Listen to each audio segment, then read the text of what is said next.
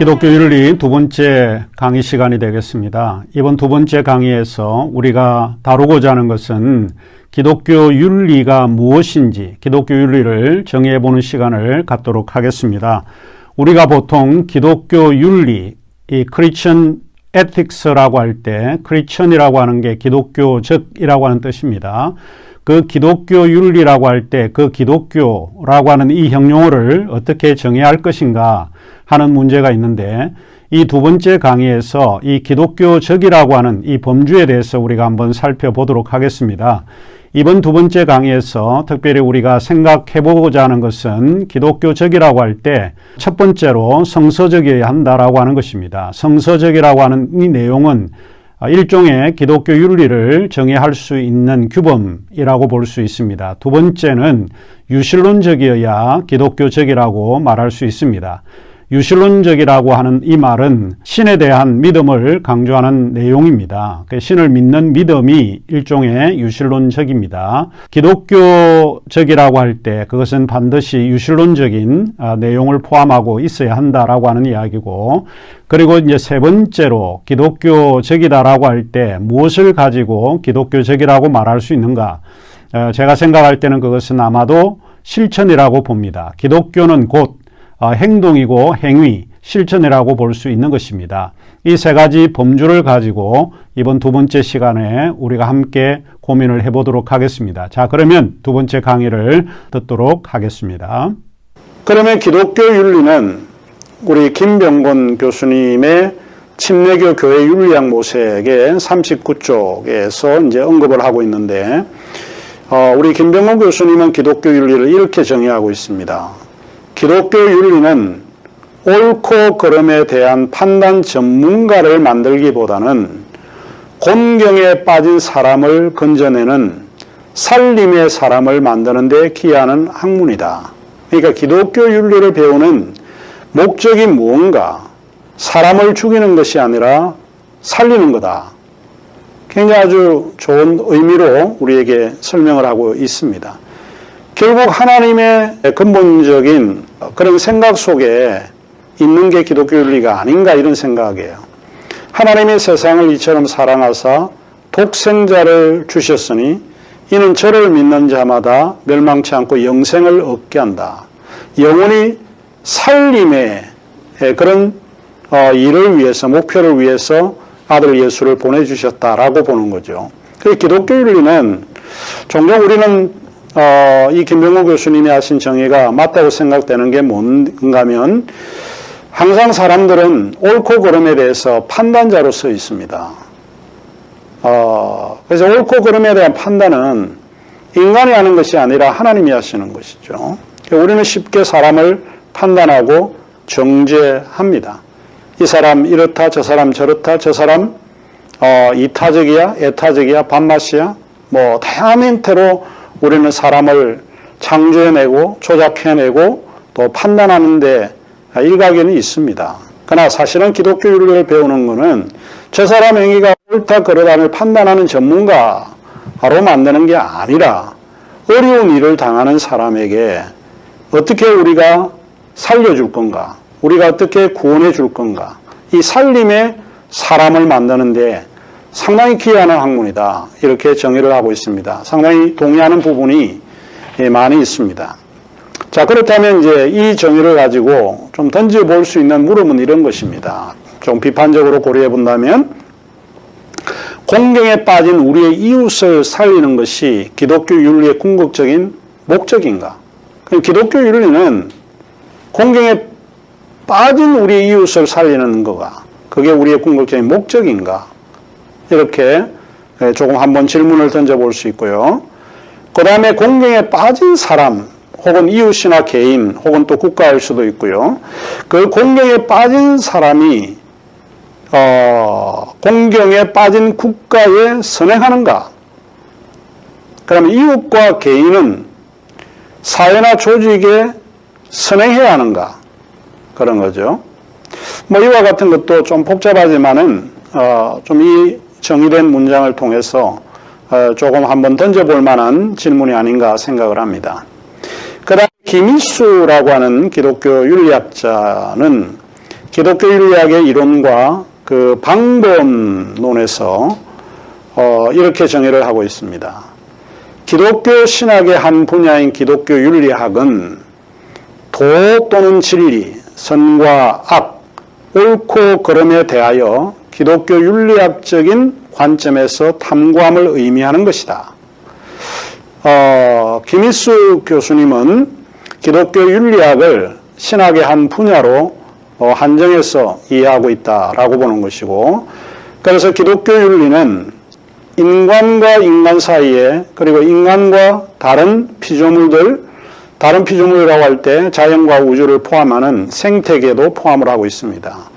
그러면 인간과 다른 피조물들 사이에 하나님의 뜻에 합당한 올바른 관계를 형성함으로써 정의와 평화를 이룩하고 함께 더불어 사는 삶의 환희가 넘쳐나게 만드는 데 합당한 행동 원칙이다. 이렇게 보는 거죠.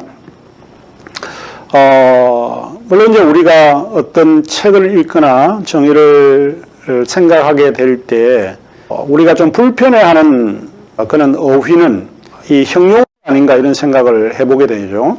그래서 여기에서 행동 원칙은 우리가 이해가 되지만 합당한 행동 원칙, 이럴 때 그 합당에 대한 근거, 이런 거는 무엇인가? 앞으로 우리가 이제 이런 문제를 가지고 좀 논의하고 토론을 하게 되겠지만, 이런 합당한 행동 원칙, 이런 것이 이제 기독교 윤리학이다라고 이제 김일수 교수님이 자신의 이제 책에서 언급을 하고 있습니다. 자, 그러면 이제 우리가 나와 우리의 이웃과의 사이에서 하나님의 뜻에 합당한 그 관계를 형성해서 정의와 평화를 이룩하고 더불어 잘 살고 있는가? 그런 것을 위해서 합당한 행동 원칙으로 살아가고 있는가? 이런 이제 생각해 볼 수 있는 게 기독교 윤리학이라고 볼 수 있습니다. 자, 그러면 이 정의에 대해서도 우리가 이제 몇 가지 좀 비판적으로 이 정의에 대해서 질문을 던져볼 수 있는 게 이런 겁니다. 우리는 그러면 어떻게 함께 더불어 살 수 있을까? 서로 추구하는 가치와 생각이 다 다르기 때문에 함께 더불어 살 수 있는 그 방식은 무엇인가? 상식적인 기준에 의해서 우리가 살아갈 건가? 사회적인 합의에 의해서 함께 살 수 있을까? 좀 복잡한 문제를 우리가 생각 안 할 수 없습니다. 그러면 더불어 살아가려면 우리는 어떻게 처신해야 할까입니다. 한국이 지금 코로나 바이러스로 인해서 많은 어려움을 겪고 있는 이 시점에 더불어 살아가려면 우리는 어떻게 처신해야 할 건가? 마스크가 없는 이런 마스크 대란으로 인해서 어떤 사람은 매점매석을 하기도 하고 또 물건을 사재기도 하고 이렇게 더불어 살지 못하는 방법으로 가는 사람이 있고, 또 우리는 그런 사람들을 정죄하고 나쁘다고 매도하기도 합니다. 자, 그러면 우리가 더불어 살아가려면 어떻게 해야 할까? 그리고 김일수 교수님이 정의한 대로 하나님의 뜻에 합당하고 올바른 관계는 그러면 윤리적 생활을 의미하는가? 하나님의 뜻에 합당하고 올바른 관계, 윤리적인 건데 우리가 이제 살다 보면 윤리적 생활을 하지 않은 경우가 굉장히 많이 있죠. 자, 그러면 내가 속한 교회나 사회에서 합당한 행동 원칙은 무엇일까? 이런 정의가 우리에게 제공해주는 가치가 뛰어나지만 또 이런 질문을 해볼 수 있습니다. 자, 기독교적이란 그러면 기독교 관점, 기독교적이라고 할 때 그 의미는 무엇을 의미하는가 하는 것입니다. 이것은 좀 강의하는 사람에 따라서 다르게 이야기를 할 수 있지만 저는 크게 세 가지 것을 가지고 설명을 할 수 있다고 봅니다. 기독교적이라고 할 때 그것은 성서적이어야 한다는 거예요. 교범의 기준이죠. 규범의 기준은 뭘 가지고 우리가 판단할 건가? 그것은 성서라고 하는 잣대를 가지고 판단해야 한다라고 보는 거죠. 물론 성서적이라고 할 때 그 성서적 판단의 기준이 누가 보는가에 따라서 의미가 다르고 가치가 다르게 해석할 수 있다고 봅니다. 그럼에도 불구하고 기독교적이라고 할 때 그거는 성서를 가장 중요한 규범의 기준으로 삼아야 한다라고 보는 거죠. 기독교 윤리를 이야기를 하면서 불교적 윤리를 이야기할 수 없습니다. 불경을 가지고 이게 기준이라고 이야기할 수 없습니다. 기독교적이라고 할 때 하나님의 감동으로 된 성경을 통해서 성서가 우리가 판단할 수 있는 절대 기준으로 삼아야 한다라고 보는 거죠. 성서의 기준에서 이탈하는 것은 기독교적이라고 보기가 어렵습니다. 그 다음에 이제 두 번째, 기독교적이라고 할 때 그것은 유실론적이라는 거죠. 유실론적이라고 하는 것은 믿음의 대상을 이야기하는데 하나님에 대한 믿음을 이야기를 합니다. 이 기독교적인 초월하시고 살아계신 하나님을 우리가 믿는 믿음에서 출발하는 것이 기독교적입니다. 그 다음에 이제 세 번째로 실천적이라고 생각을 하는데 그 사랑의 구체적인 게 저는 기독교적이라고 믿습니다. 그러니까 결국 우리가 기독교적이라고 할 때 우리가 성서적인 것을 배제할 수가 없고 또 하나님을 배제할 수가 없습니다. 이제 기독교 하나님은 창조주 하나님입니다. 하나님이 자신의 형상대로 인간을 창조하셨죠. 하나님의 형상대로 인간을 창조하셨을 때 그 인간은 결국 우리 속에 하나님의 형상이 있고 하나님이 창조주라고 하는 고백에서 출발을 합니다. 믿음의 시작은 창조주 하나님과 피조물인 우리를 구분짓는 데서 시작한다고 믿습니다. 그래서 이 믿음의 대상 하나님, 유실론적이라고 할 때 그것이 기독교적 의미로 받아들일 수 있지 않을까 싶습니다. 그 다음에 실천적인 사랑의 구체적인 내용인데 이게 기독교는 사변적인 그런 종교라기보다도 실천적인 사랑의 구체성을 요구하는 종교다 이렇게 보여집니다.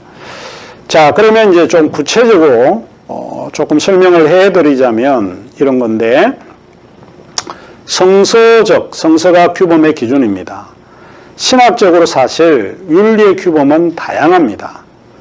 칭의론적 관점에서 성화론적 관점에서 하나님의 나라의 관점에서 예수의 공생애 그게 윤리의 가장 중요한 규범이다. 또 성서에서 성경이 굉장히 중요한 윤리적 규범이다. 실제로 신학적으로 윤리의 규범은 다양합니다. 그러나 우리는 좀 총체적으로 우리가 생각을 할 때 칭의론, 성화론, 하나님 나라, 예수의 공생애가 성서 속에 있기 때문에 성서적 이런 것이 바로 윤리의 절대 규범이 될 수 있어야 한다 이렇게 보는 것입니다. 그러면 어떻게 살아야 하는 것인지 결정해야 하는 성서적 규범은 있는가 하는 것입니다. 매우 복잡한 질문입니다. 어떻게 살아야 할 것인지 결정해야 하는 성서적 규범은 있는가? 우리가 한번 생각해 보아야 되는데 성경은 이렇게 이야기를 합니다. 모든 성경은 하나님의 감동으로 된 것으로 교훈과 책망과 바르게 함과 의로 교육하기에 유익하다. 이렇게 이야기를 했죠. 그러니까 성경이라고 하는 모든 성경은 하나님의 감동으로 됐는데 나타나는 모든 것들은 윤리적이라고 볼 수 있어요. 교훈하고 책망하고 바르게 하고 의로 교육하기에 좋은 거입니다. 성경이라고 하는 게 그냥 단순하고 구체성이 없는 게 아니라 실제 우리가 성경을 읽으면서 우리의 삶을 바꾸기도 하고 수정하기도 하고 또 책망을 듣게 하는 또 바르지 못한 삶을 바르게 하기 위해서 주어지는 책으로 봐야 합니다. 그리고 디모데후서 3장 16절 17절에 보면 이는 하나님의 사람으로 온전하게 하며 모든 선한 일을 행할 능력을 갖추게 하려 합니다. 그러니까 성경을 읽는 성경이 주어진 이유는 디모데후서에서는 분명합니다. 그거는 우리가 선한 일을 행할 능력을 갖추게 하기 위해서 우리에게 주어졌다라고 보는 거죠. 그러니까 우리가 매일 성경을 읽으면 읽을수록 우리가 윤리적으로 온전한 사람이 될 수 있고 선한 일을 행할 능력을 갖출 수 있다라고 하는 이것이 사도 바울이 디모데에게 보내는 조언이라고 볼 수 있습니다.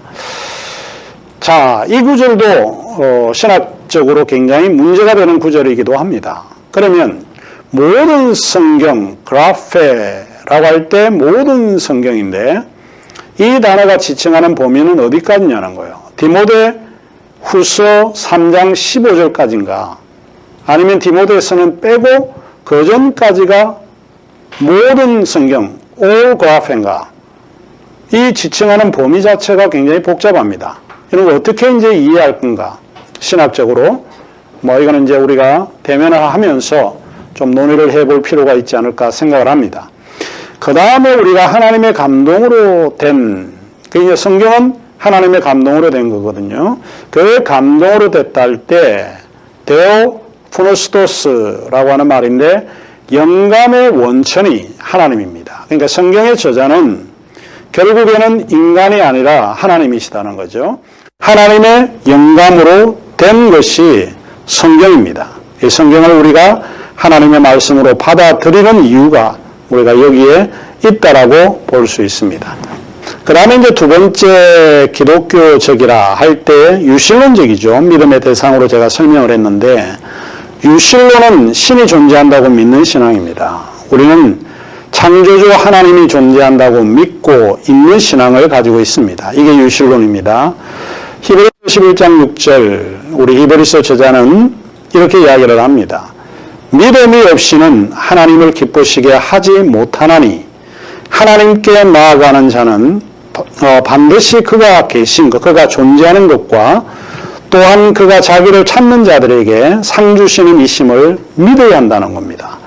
그러니까 기독교적이라고 할 때 우리는 하나님이 유실론의 하나님이 살아계시다는 것을 고백을 해야 되고 또 그 하나님이 자기를 찾는 자들에게 상을 주는 그런 분임을 믿어야 한다. 이렇게 주장하고 있습니다.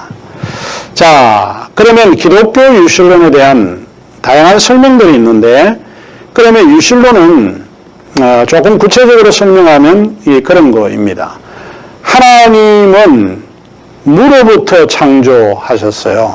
그래서 creator ex nihilo 그래서 ex nihilism이라고 하는 하나님을 우리가 생각을 할 때 하나님은 아무것도 없는 데서 창조하신 소위 creator ex nihilo 이렇게 됩니다. 조금 제가 영어하고 한국말하고 조금 섞여서 지금 이야기를 조금 했는데 원래 라틴어에 creator ex nihilo 이렇게 되죠. nihilo 이렇게 여기에서 보통 허무주의, 없음 이런 거예요. 라틴어에 같이 non이라고 하는 거, non이라고 아니라고 하는 부정사와 함께 사용되어지는 동의어입니다. nihilo, x는 뭐뭐로부터 그런 거죠. 그러니까 어떤 something으로부터 창조된 하나님이 아니고 하나님은 무로부터 창조하신 하나님이에요. 기독교적이다라고 할 때 우리가 유실론적인데 그 의미는 바로 무로부터 창조하신 하나님을 믿는 믿음이라는 겁니다. 그러면 구체적으로 그 하나님은 세 가지 것을 우리가 좀 생각을 해볼 수 있는데 하나님은 우주의 근원이시면서 동시에 세계의 주권자입니다. 인간인 우리가 우주의 근원이 아니고 또 세계의 주권이 아닙니다. 주권자가 아닙니다. 우리는 우주의 권원자이면서 동시에 세계의 주권자이신 하나님을 믿는 믿음을 가지고 있어야 기독교적이라고 이야기를 합니다. 창조주와 피조물의 명확한 구분성을 신앙의 출발로 삼아야 하는 겁니다. 그러니까 결국 우리는 하나님이 자신의 형상대로 우리를 창조하셨다고 믿어야 되는 거고 그 창조주가 곧 우리가 믿고 있는 하나님이시다 하는 것이죠. 자, 여기에서 이제 우리가 중요한 거를 한번 생각을 해볼 수 있는데, 종종 많은 그리스도인들이 생각을 할 때에 나만 하나님에 의해서 창조되었다고 믿는 사람이 많은 것 같아요. 그런 의미로 우리가 생각을 하면 좀 곤란할 것 같고, 나와 다른 차이가 있는 사람들도, 인간들도 하나님의 피조된 존재로 받아들여야 한다는 거예요. 이런 세계관을 기독교는 받아들이고 있습니다. 그러니까 결국 그 나와 다른 이웃들이 그 이웃이 장애인이건 또 여성이든 남성이든 하나님의 형상으로 나와 똑같이 지음을 받았다라고 하는 것을 인정해 줘야 한다는 겁니다. 모든 판단의 기준은 하나님이시고 내가 타인을 판단하는 절대자가 아닙니다. 우리는 타인의 잘못을, 타인의 옳음을 판단하는 사람이 아니라고 이야기를 했죠. 그래서 타인도, 나와 다른 사람도 그 차이성을 인정하도록 요구하는 것이 창조주 하나님의 창조론의 근본 개념입니다. 우리는 이런 세계관을 받아들이고 있습니다. 타인도 하나님의 피조된 존재로 받아들이는 그런 세계관입니다. 창세기 1장 27절에 이 구절이 우리에게 명확하게 그 의미를 제시하고 있습니다. 하나님이 자기 형상, 곧 하나님의 형상대로 사람을 창조하시되 남자와 여자를 창조하시다 하는 거예요. 자, 여기서 in his own image라고 하는 굉장히 중요한 이야기입니다. 자, 그래서 이제 두 번째로 유실론은 하나님을 사랑의 존재로 받아들이죠. 하나님은 사랑이 많으신 존재입니다. 창조주 하나님이신 것뿐만 아니라 사랑의 하나님이시다라고 보는 것이고, 또 유실론은 하나님을 거룩한 존재로 받아들인다는 거예요.